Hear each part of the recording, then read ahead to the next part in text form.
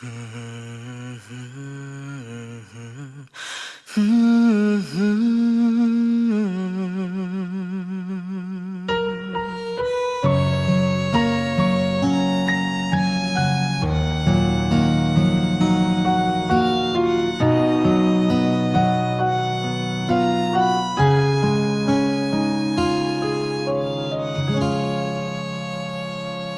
ុស្សស្រីច្រើនណាស់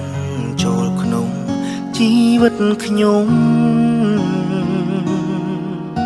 ហើយអ្វីរូបខ្ញុំត្រូវយំព្រោះស្រីម្នាក់ជាមនុស្សស្រីដែលធម្មតាសាមញ្ញគ្មានភាពជឿជាក់បដិចិត្តលាក់រូបអូនគ្រាដែលកន្លងក្បែរបងគ្មានបានអ្វីក៏ចិត្តពិសីនៅទ្រាំនៅតែស្ម័គ្របងមានស្រីនៅខាងក្រៅ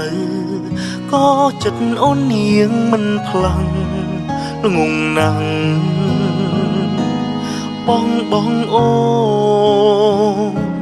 មនុស្សស្រីធម្មតាម្នាក់ឲ្យខ្ញុំខូចចិត្តពេលនេះតួចង់គិតត្រឹមសោកា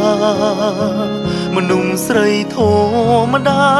បងអើយតើរូបអូននៅទីណាអើអូនដឹងទេថាបងខូចចិត្តព្រោះនឹកអូ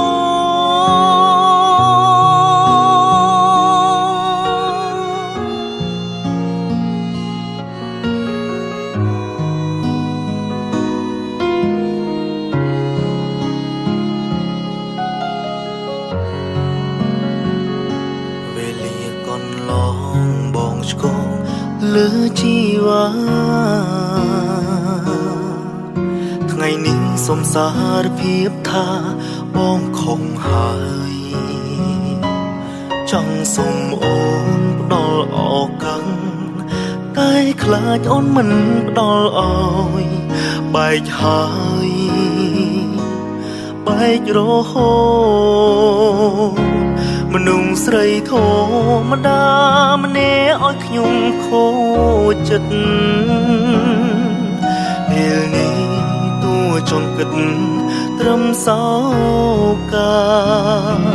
មនុស្សស្រីធម្មតាបងអើយតើរូបអូននៅទីណាអើអូនដឹងទេថាមនុស្សស្រីធម្មតាម្នាក់ឲ្យខ្ញុំខូចចិត្តពេលនេះតួចង់គិតត្រឹមសោកាមនុស្សស្រីធម្មតាអើយតើពេលនេះអូននៅទីណាអើអូនដឹងទេថា